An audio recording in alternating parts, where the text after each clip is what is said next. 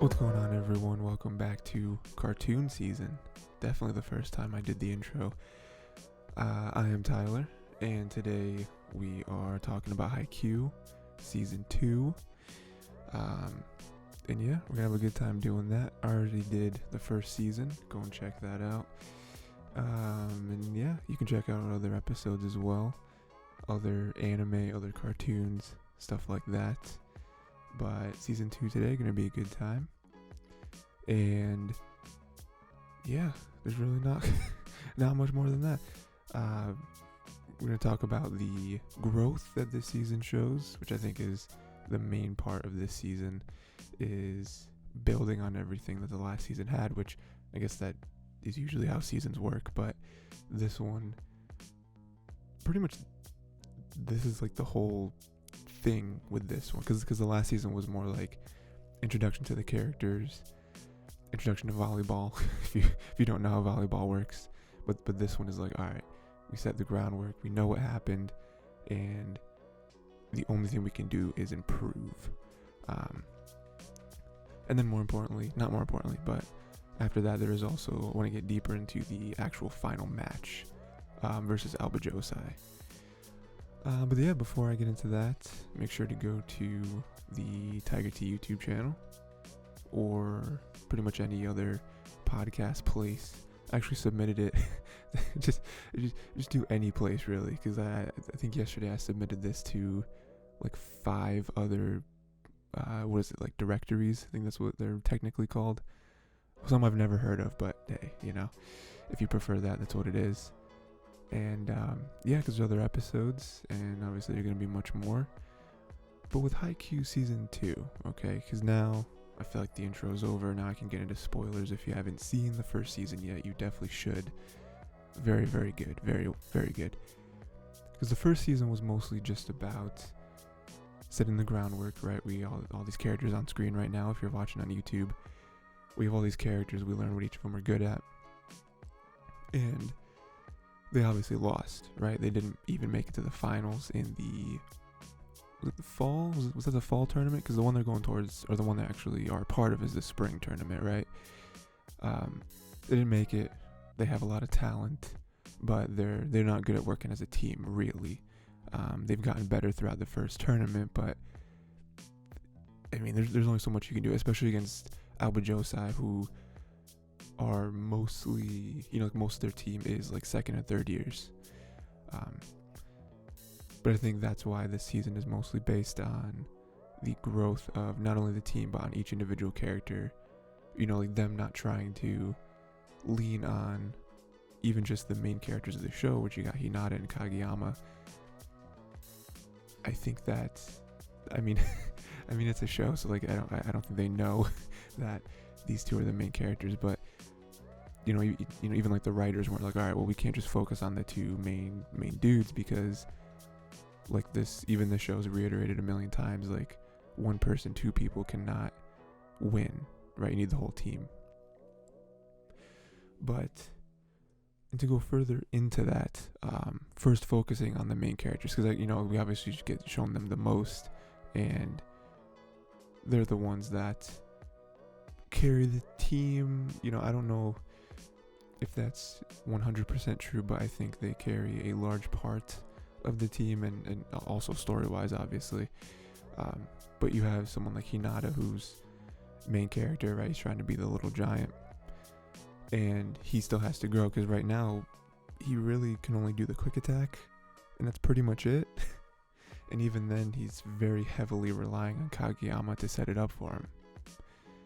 He's not really doing anything himself, and that's kind of the switch that gets flipped in this season, is he needs to start being, or he wants to start being on his own 2 feet. And also, I think it's just good for him as a player to not only be able to score when Kageyama is with him, like if he's able to score off of, because we have Suga, another really good setter, and then just anything else, really, like anyone else has to throw it up to him. He doesn't have to panic every time if it's not Kageyama. But one of the big parts in that is he wants to control the ball, right? Because now he's only the weapon, right? I think that was last season where I forget which coach it was, but they referred to this duo as like a demon and the demon's weapon. Like, so Hinata right now is only the weapon, but he doesn't want to be. He wants to stand on his own 2 feet, like he said. And this involves him opening his eyes. He did it a couple times last tournament where he tried to control it, but even then it was much weaker because him and Kageyama haven't actually practiced with it. So he wasn't able to do the crazy quick sets if Hinata wants to open his eyes because then the trust isn't there. But he does learn it with this one. I mean, a big part is they go to the original coach Yukai, and he teaches him the tempo, right? There's 3 different tempos. I think they just number them 1, 2, 3, but he learns them and he learns to control them. And that's also another switch, and we'll talk about that in a second with Kageyama, how Hinata's actually in control of this move, this deadly combination they have. It's not the setter's job. But Hinata does learn it. He learns a couple of really good things. One, aiming when he's up there, right? He's not just set on hitting it as hard as he can. He aims it. And another really good thing is he learns it from the other spiker on the other team. I don't remember which one it was. Was it Karasuno's our team? Who's there? Who's the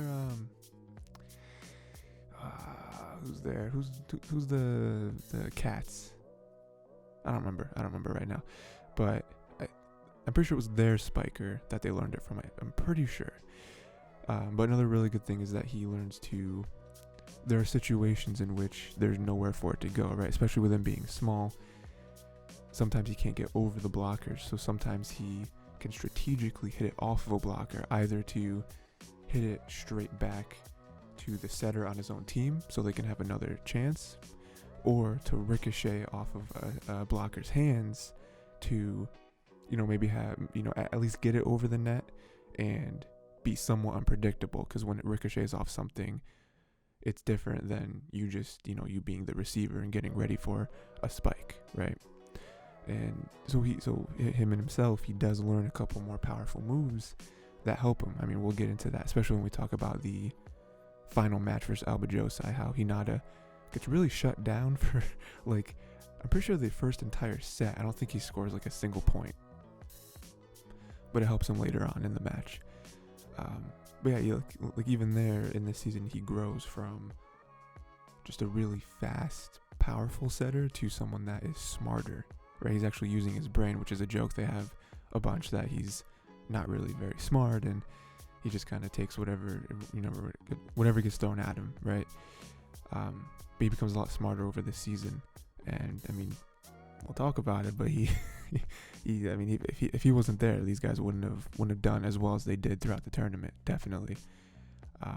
But then the other side of that coin is Kageyama, where you can tell that everyone is very, not desperate, but very anxious to get better on their own and to show that they are not the weak link of the team. I don't really think this team has any outstanding weak links, but I mean, just as a team sport, you don't want to be the worst on the team. So with that sort of desperation, Kageyama does something that you never thought he would, and he goes to Oikawa for help. He actually asks him, and you can tell it's very tough for him, but even Oikawa in that moment, he's messing with him because that's what he always does, but he kind of respects that Kageyama asks him for help, and that's where we learn that the advice that he gives him is that, this move that you have, it's not up to you what happens with it. You're just there to set it up for him, to give him the best possible options. It's actually Hinata's job to decide where it goes, how he hits it, all that stuff.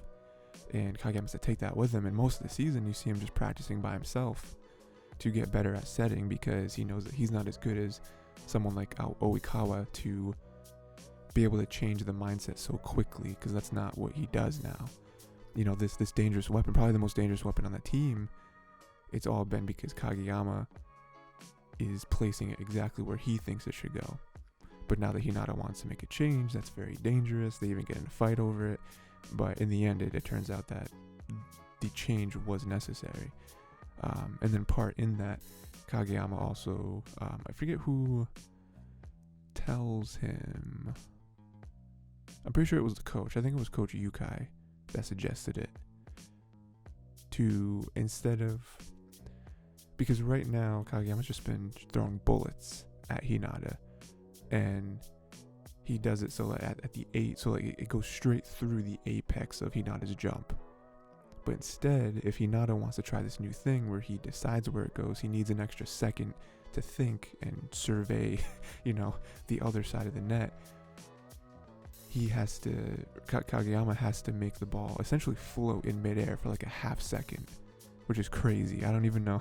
I don't know how much in the show is real, like how much these tactics can actually work.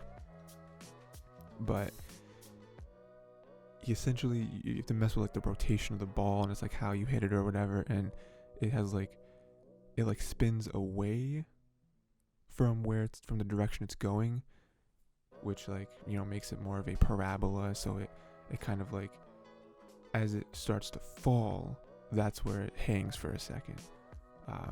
And again, there's lots of fighting over this, and lots of bottles placed on the floor to try to hit him, but he eventually does do it. And again, this is very nice growth for him, because one, it gives another weapon, right? It allows us to have the very quick thing if we need it, but now we can, with Hinata playing a lot smarter, he can make his own decisions, and that throws off the other teams.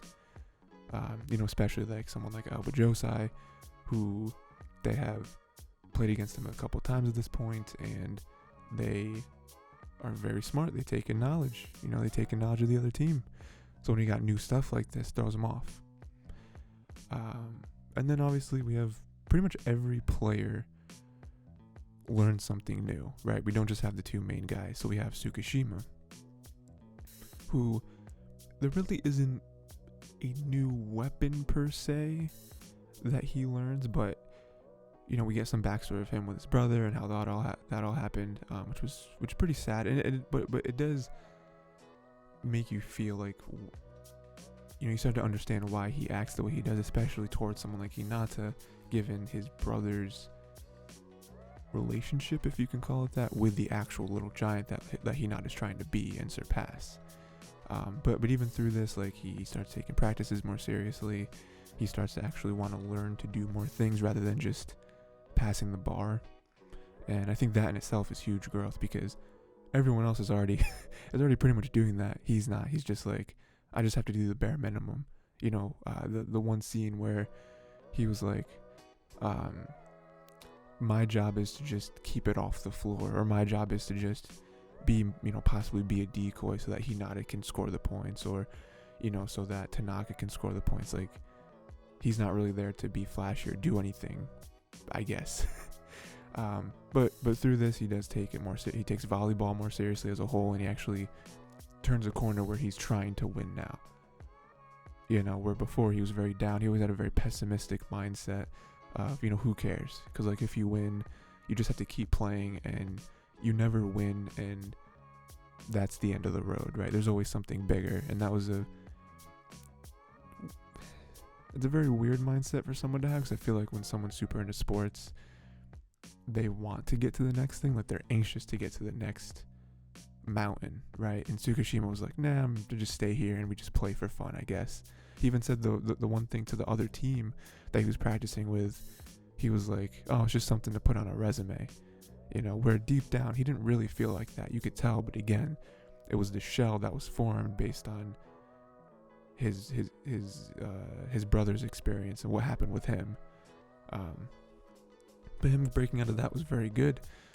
You can see that in the later matches, and I'm curious to see what, where that goes in future seasons. And you have someone like Asahi, who is the ace, right? He scores the points. But with this, I'm pretty sure he probably got it from Aoba Josai, but he wanted to work on his serves, because he knew that this team doesn't really have serves. That's one of their weak points. And Kageyama was really the only one with a power serve. So he started to work on those.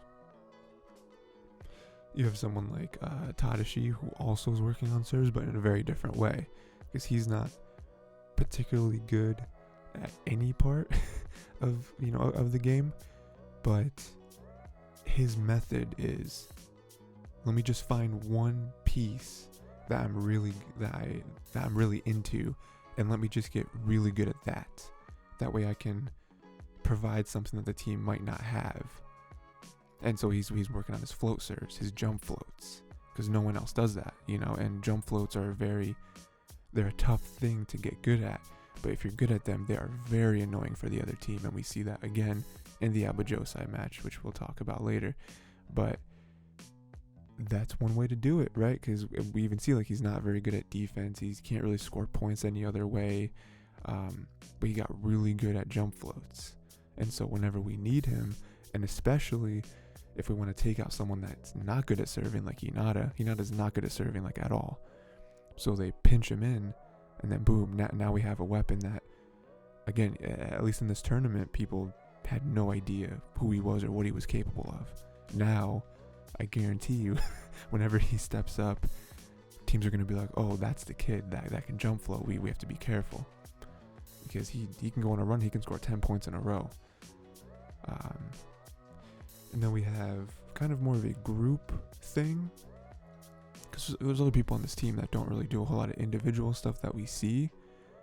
Oh, I think I missed someone. I did miss someone. Real quick before that, we had Nishinoya, who, I don't remember who it was. I'm pretty sure it was against Abajosai again, where we had the other libero on their team doing libero sets, doing like jump sets, I think they're called, which usually liberos don't set the ball because they're in the back half, and so like when you're in the back half, you can't set the ball. I'm pretty sure you can't even touch. No, I mean, you might be able to touch the ball, but you can't, like, I know at the very least you can't set the ball if you cross the line, the like midway line that puts you into the front half of the court. So instead, he learned to do jump sets, which is you running and then jumping before you pass the line, setting the ball, and that's very dangerous because now anyone on the team can spike the ball and score a point, because now we're not down a setter. Like even, I think one of the times he does it, I'm pretty sure it's when Kageyama spikes the ball. And that's again a very scary thing for the other team, because you normally just have a setter who sets the ball. He doesn't score unless he does the setter dumps, but that's different. So you know that they're out of it. Now you can focus on the three spikers or whatever that have it. Whereas when the libero sets, anyone on the court, including the setter who was in the front, can spike the ball. So it adds another person you have to block. Which then, if there's 4 people that can now spike the ball, there's usually only 3. There is only 3 blockers. And then getting back to the group thing, because again, there's a few people that don't really do a lot of individual growth. They don't have like another weapon that they develop. We have some of the third years like Daichi, Asi, and then you even have Tanaka and Tsukishima, who are some of the bigger guys, even more the more defensive guys. They take a tool from another team, which is when they simultaneously go after the set, right? So that took a lot of effort and work to put in, because the only way that works is if everyone like jumps towards the set at the same exact time. If you have one person and another person, if it's staggered, then you can kind of figure out like where it's going to go towards and like who is the decoy. But if they all start running at the same exact time, very tough. A very tough thing to get past. So it's just another thing where they're like, let's take that. I think that their biggest rival, being Abajosai, is very good, because both teams do a very good job at learning from the other people and adapting. And both teams, I would say Karasuno probably does it more, but both teams are very good at stealing other people's weapons. At them, like with Karasuno, so many of the things, I just mentioned, like the simultaneous thing, the libero set, even no, probably not the other thing. Well, I guess they saw like the float serve and everything. They saw that from other people, and they're just like, well, we had to face that, and it was pretty tough. So I'm sure if we learned to do that, it'd be tough for other people. But then the whole thing going off of individual weapons, everyone getting better, everyone putting their all into this, especially since this is the last kind of run for the third years. We have one of the third years, Kyoko, who is not a player, but she's even stepping up and doing her part as best as she can, putting in all the work. Not saying she was bad before, but she goes as far to being like, last semester didn't put in as much work as I thought I could have trying to find a new manager for you guys, because after this season I'm out. So she went ahead and she found Yachi's really cool. She was not super into it at the beginning, but I think she's grown into it. I think she's she finally had her eyes open to how amazing the sport is and the passion and everything. But yeah, like, even something like that where Kyoko is one of the third years, not on the team, but she still wants to put in 110%. She goes all out and finds a new manager so that they're good for next season when she's not there. And yeah, I think that's pretty much all the weapons. No one else really learns anything new. I mean, we do have, I don't think I wrote it down, but we even have that other dude, like when Daichi goes out, he gets injured. We can even see the bruise here in this picture. We have the other dude. I don't know if he's a third year. He might be a second year, actually. I'm pretty sure he's a second year. I think it's that guy, actually, in the middle of Daichi and Suga. I'm pretty sure. But he had to step up. Like, there wasn't, again, we didn't see him like work on stuff necessarily, but we did see him step up, and he was pretty good at defense. He was pretty good at amping up the other guys, and everyone cut him a lot of slack to be like, hey, like, we know you're not Daichi. Like, you can't give us the same thing he can, but no, none of us can. But it still worked out in the end because he was a very good team member. And then also it was even like they compared it to when they were asking him for like study advice and he was like super tough on him. So it's like he does have the mental fortitude, maybe not that of a Daichi, but probably the most similar to him. But yeah, again, I think that all of that, I mean, even when like, I don't think I mentioned it, I don't think I wrote this down either, but like with the growth, like this whole season you see them losing. Like, I think they win like 3 sets, not even 3 matches, like just 3 sets in the whole entire like practice tournament camp thing that they do. And part of it is kind of disheartening because you're like, oh, they did so well last season, why are they not winning more? Like how are they still not that good? And I don't think that's the case. I think it's just they lost more than they actually had to because every one of them was in the middle of evolving as a player. And so I think watching them lose sucks. But from the beginning of that tournament to the end of, I mean, it wasn't really a tournament, it was just them, like, they're like practice camp with the other teams. They all, like, all their weapons started to click and they all started to like meld into one huge like evolution, I guess, right? It's like when you get all the experience points and your Pokemon evolves, right? That's pretty much what happened over the course of that training camp. But yeah, I think this was a very interesting way to play the second season, is just growth. It's just like, hey, we did really good, we weren't good enough though. We weren't nearly good enough. So now we're all going to take some time, go into our corners. Each one of us is going to get a new weapon, come back, we're going to be 10 times better. And then with that, obviously they played in the spring tournament and they won a whole lot of matches. Really good to see, really fun to see. They played some of the people they played before were much better. The other teams though were also much better. And that obviously led to the tournament, the match that we were all waiting for. And I also love how they tried to like fake us out where they're like, oh, I don't know, Alba Josai is facing Date Tech. Date Tech might beat it. I'm like, no way. I wouldn't mind seeing Karasuno face Date Tech again, but it always had to be against Alba Josai. But with that last match, so obviously they won, right? I'm just going to get that out of the way. They beat them, one of the hypest moments in the entire 2 seasons. But that match, very hard fought.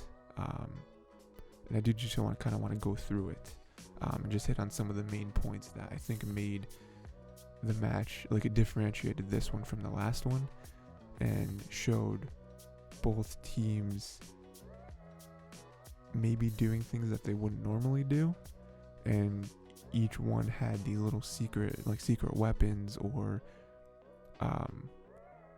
dangerous and aggressive calls that some of them paid off and some of them didn't. So I think I wrote this kind of chronologically, but first thing that everyone talks about is obviously Oikawa's monster serves, right? And we knew they were crazy, but with this match everyone is surprised by how much stronger they've gotten. Even Daichi is like, those serves are like a spike. Like, serves should not be that powerful. You are all the way in the back, and yeah, you're jumping, but you still don't have the angle that you would have if you're all the way at the net jumping and spiking it. Like, it's so tough that it like it's like when people, I mean, at the very least, when you start doing like animation and you might not understand that there has to be like in between frames to actually show something and make it like believable and look good and everything. So it's like if someone was like, all right, I'm gonna animate this volleyball spike, right? And the first frame is, well, I mean, not the first frame, but they finally get to the frame where the hand makes contact with the ball. And then the very next frame is the ball making contact with the hardwood floor of the gym. It's like normally you'd be like, okay, why does it show like a frame or two in the middle to show the ball traveling, from the hand to the floor? But that's just how fast his serves are. Where it's like, it's literally in the blink of an eye, you'll miss it. And I'm pretty sure the first time he does the serve that hard, no one on Karasuno moves. Like, it was literally like the speed of light. Literally no one saw the ball move from his hands to the floor. And they're just like, I don't know how to beat this.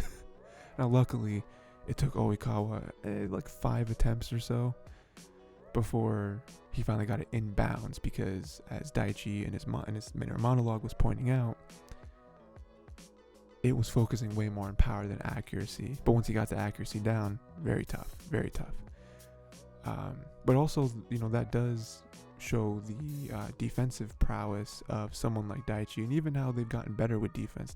They're still not great, but they have gotten better. And then we match that up with Kageyama, which of course Kageyama also has some of the jump serves.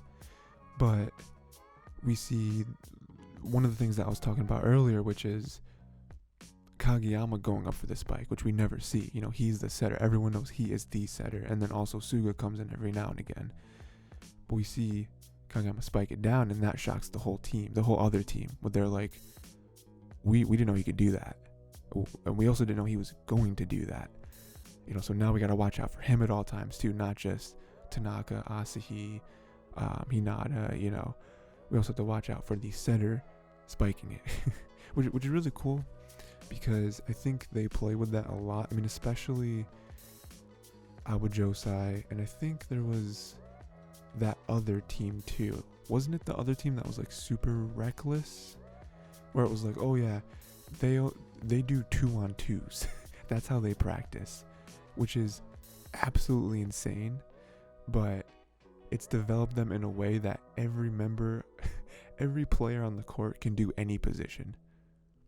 Very dangerous team to face, if you don't find their weaknesses fast enough, because then it's like anyone could serve this, anyone could spike this. We don't know what's going to happen, because at least with this, you can say, okay, well, we kind of know everyone's strengths and weaknesses, their positions, you know.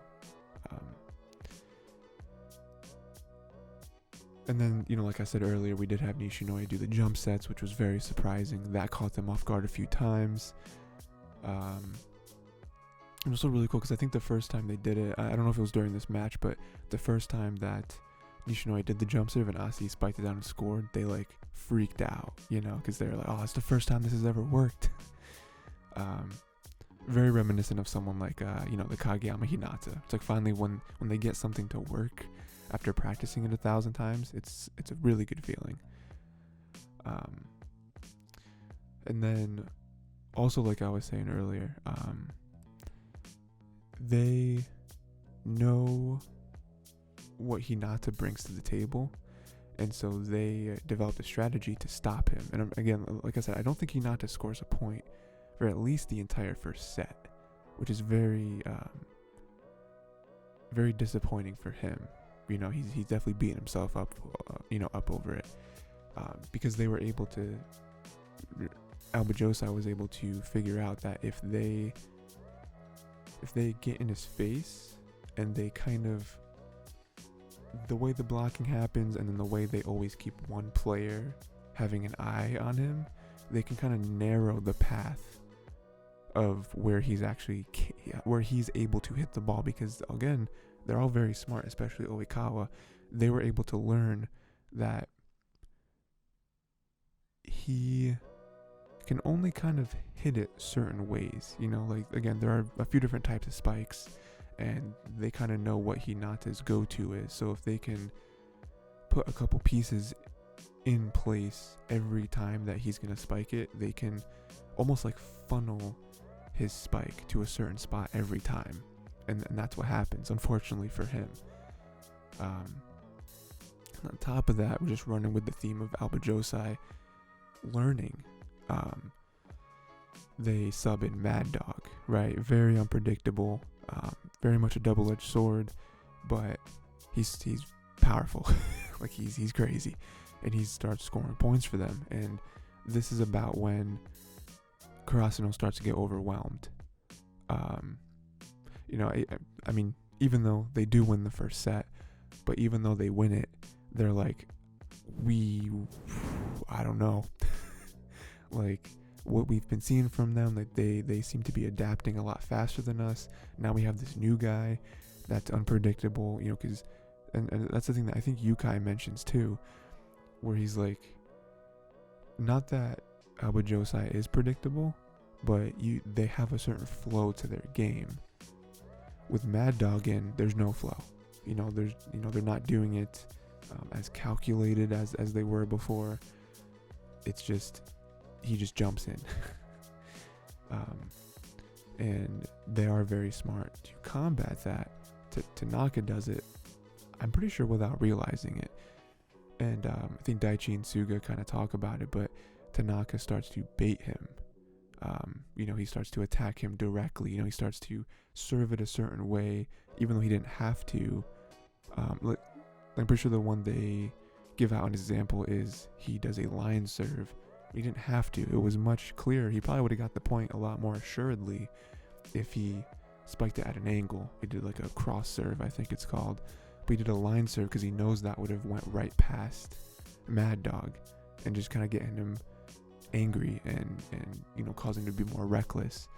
And it worked. You know, they eventually had to sub out Mad Dog.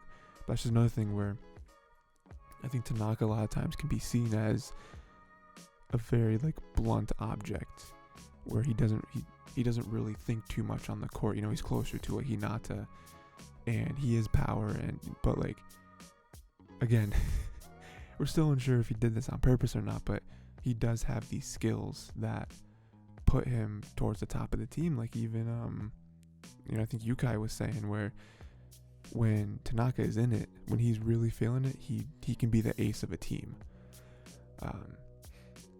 And then a little later on, we finally get the Tadashi learning to do the jump floats. I think he scores like 6 points in a row. Very annoying for the other team. Very annoying. Like you can visibly see that Oikawa is upset because it's unpredictable. You know, there's no spin on the ball. You know, it could it could keep going in like a straight line, or it can drop down at an instant. They do eventually get it though. I forget how. I think it was like they learn to you have to like receive them overhead. But he did his job. Like he scored like 6 points in a row, and even the second time that he did it, I think he scored 1 point or maybe 0 points. Maybe he didn't score anything. But it was still like there was nothing more you could have done. Like your float serve was perfect. They just received it. But again, that's another thing with them getting more weapons and them learning as a team, and them not just being like, well, let's just get better at what we are already doing. Like, no, you got to venture out. You got to get out of your comfort zone. I think even the one practice, I don't think we see it like in action at all, but I think one of the practices we saw Suga wanting to spike a few, because he's usually the setter or even the receiver. But he was like, no, I want to take some sets. And it's like, oh, interesting, because if we all start learning more things, it's harder to predict. Their team, it's harder to predict what you're going to do based on where everyone is on the court, and we know that he sets and he spikes. And then another one of the crazy things was Hinata hitting the ball straight down. That was one of the hypest moments of the season, because I think just the way it was being received, Kageyama hit it too close to the net, and so Hinata got right on the net, and he like spiked it over the net, and the ball went like straight down, and it was like you can't defend that. You really can't. And it was like, oh, what was a fluke? Was it whatever? But like Kageyama, we even saw his inner thinking, and it was like just the way he jumped, he was too close to the net, so I had to spike it close to the net. I gave it to the spot in which he would have the best shot at hitting it over, at least. But it's stuff like that. And again, Oikawa starts thinking about it too, where that's like it's like a strength and a weakness of Kageyama, where he will just go head first into whatever like he will have full trust in someone else, especially Hinata, because they're kind of a dynamic duo. But he would have full trust in, okay, that's what he's planning on doing. I will help the best way I can, which is, again, a lot of growth for him. He would have never done that in the beginning. When he was middle school, he was the king of the court, right? Whatever he says, you do. You follow. He's always leading. But with this example, he was like, Hinata messed up. He's too close to the net, but I'm still gonna give it to him because he is ready. And then I think this was on the last I don't even know what to call it, the last serve or whatever, the last play, I guess. It was, or the last rally, I guess is maybe a better word, was incredible. That was one of the best things we've seen so far from this show. Teams going back and forth, like it going on forever, like the ball not hitting the ground for so long. And one of my favorite moments was Oikawa like diving into the chairs to like save it from going out of bounds. That was crazy. He put his life on the line to not lose. And again, that not only goes to everyone's passion for this game, but it also goes to their rivalry for each other. They do things on the court when they face each other that they wouldn't maybe normally do. I don't know that Oikawa would have dove into chairs against Date Tech, but against Karasuno, they have something to prove. They've Abujosai specifically has already beaten Karasuno, but still, like they can't lose to them, and they're this close. We're not just letting you. We're not just gonna hot out of bounds, whatever. Like we even saw that in a previous game. It might have been this season, where a team facing Karasuno like dove into like the bench or something. Because like the rest of their team was kind of out of it. They were kind of down. They're like, oh, we're gonna lose. We're not really, their drive kind of got deflated. And he was the one. He was like, no, we're not just gonna let it go out. Like it was in slow motion, and he was thinking like, even if I dove for it, I probably wouldn't make it. I should probably just let it go out. We can try again next year. And then it cuts to him like running full speed, trying to save it. And then the last thing really is the last touch of this game, when we have the updated quick attack. Hinata's in the air, the ball is frozen, and there's nowhere for it to go, and he decides best course of action, hit it off the blocker's finger to at least get it over the net and possibly hit the ground. And it's crazy because it's awesome. He wins, he gets it off, scores the point, they win, cheers all around. They're moving on to the finals in this tournament to then try to go to nationals. It's amazing. The crazier part though, when Hinata notices, I don't think anyone else notices it. I think Hinata's the only one, but he sees that Oikawa moved towards where the ball was going before Hinata even touched it. So it's like Oikawa predicted what Hinata was going to do before Hinata did it. And that scared him. No one else noticed it because they were just focused on it hitting the ground and scoring the point and then winning. But Hinata afterwards was like, no, like Oikawa is something else. Like he is special. And he almost received it. I don't think anyone else that we've seen so far in this show would have been able to even touch the ball. It was very interesting because this match is over. It's great. They win. We're going on to nationals, and kind of the last thing I want to talk about is predictions, of course.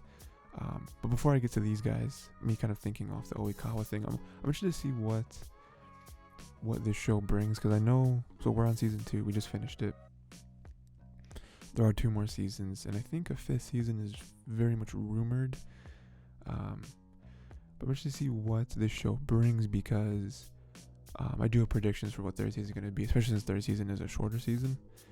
But I wonder, like, are they going to get away from the 3rd years? Because Oikawa's a 3rd year. Like, are we ever going to see him again? Because, like, he's out, right? Like, he's out of school. He's not, and they even, like, they ended it with him being like, oh, it's 1 against 1, so, don't get full of yourself or whatever. Like, we have to play again to break the tie. But it's like, Kageyama's a 1st year. He still has 2 more years of playing to do. Aren't you graduating? Like, how are we gonna play again? But anyway, getting to the 3rd season predictions. 3rd season, if y'all don't know, I think it's only 10 episodes. It's a very short, barely a 1 season duration, or like a 1 core duration. I think after that though, there is like 2 or 3 like special episodes that I think they are integral to the story, so maybe I'll cover those as well as part of the 3rd season. But yeah, it's like barely 1 core. So obviously we have the people here on the screen. We have Shira Torizawa, that's the school, and then Ushijima is the main dude in the middle there. He is the ace. He is the I think he's the one that's already been recruited to like the Japan team or something. Like he's crazy. And we've already seen him have some run-ins with Hinata and Kageyama. He has noticed them. He has recognized their talent at least. And so I think just for this season, and whenever I get into predictions, especially with this show, I get very much into like the writing of it and not necessarily like falling into the world. Just with it being 10 episodes and with how they cut it off, like I didn't like, as it got close to the end, I realized what they were doing. Of like, oh, we're not going to see the end to this tournament in this season, because this is the finals of this tournament to then get into nationals. So I think I don't want to say it's safe to say, but I feel like the way they're setting this up, we Kurasuno have to win, because I don't know, like 10 episodes is a lot, but there also isn't, like, to my knowledge, they're not getting like 2 weeks to train for the final match. Like, I'm pretty sure the final match is like tomorrow. So I imagine it's the 3rd season going to start off. 3rd season going to start off. Like, first episode is going to be, all right, we're facing them. Like, maybe like a little bit of training, like between the 2 days or whatever, or maybe it's maybe the finals isn't for a few days or something, but like how many episodes is that gonna eat up? And then like how many episodes is the final match gonna eat up? Like I'm cool if they're like, all right, 8 of these 10 episodes is just gonna be their match. Like that's awesome. But it's like, how much could they really show and still have episodes of the season left over, you know? And then like, if they lose, then what's the 4th season? Because they don't go to nationals, then they just lose. They lose a tournament. And like, unless they pull some like super like anime thing, and they're like, oh well, actually, anyone who placed in the top 4 has an opportunity to win other games and score enough points to make it into nationals or something, you know, like unless they do something like that. I don't think they will though. You know, just based on how they've treated the show so far, I don't think they'll do something like that. But I imagine they have to win. But then again, it's like, does that make sense from a story perspective for them to, the first time we see this team in action, the main good guys, like the main characters, Karasuno beat them? You know, I mean, I think they could write it in a way where it makes sense, just based on how much our main characters have grown. But they'd really have to show it, you know, like then it would make sense for us to get like 9 episodes out of the 10 episodes being the match, because we're seeing the monologues, the inner monologues of everyone. We're seeing the ways that, you know, Shira Torizawa team plays, because we don't know what their play style is. We've never seen them play. But then on the flip side, we have to see the adapting that Karasuno does to beat them, because we've also never faced them before. Like, we faced Alba Josai before. We faced Nekoma. That was the team. That was the Cats. We faced Nekoma before. You know, we faced Date Tech before. So it's like, we don't have to learn about what they are. We just have to learn about what they've improved on. With Shira Torizawa, I mean, I'm sure they've watched like tapes of their matches, but we never faced them. But I think if I had to just make a prediction and stick to it, I would say they win, because I feel like that makes sense from a writing perspective for what the 4th season could be. Because without that, it's like, all right, they lose again, and all the third years leave. You know, I think it's something they would definitely do. I think they have the confidence to just be like, yeah, they lose again. The big win this season was beating Alba Josai, but they still wasn't nearly enough. They still haven't played enough. They still don't have enough chemistry and synergy to beat someone like Shira Torizawa. And then yeah, third years are leaving. They might stay on as like, I could definitely see them keeping some or all the third years in the show, making them like come around and still like practice with them every so often, or, you know, be like, what's the word? I don't know, just like giving them guidance or whatever. You know, because they still have major pride in, you know, Karasuno, the school and everything. But I don't know. I think if I had to stick to it, I'll say, you know what? They're gonna win. They're gonna go to nationals, and 4th season is all about nationals. You know, that's what I would say. But yeah, I'm just to see what you guys think about that. If you think I am dead wrong, and just to see what you guys think of the show as well. I think the 2nd season was very good. I think it was very different. You know, when I was watching it, and definitely when I was done watching it, and kind of thinking about, all right, I gotta, you know, figure out what I'm gonna talk about for, you know, this cartoon season episode. I was like, 2nd season was very different. You know, I think the 1st season focused a lot more on like showing us the matches. You know, I think that I liked the 1st season more in the sense of we got to see more volleyball, because I think with the 2nd season they showed less, right? They didn't go in depth on each one of the matches. You know, we didn't see as many rallies. You know, it wasn't like montages necessarily, but I feel like it was more montagey this season.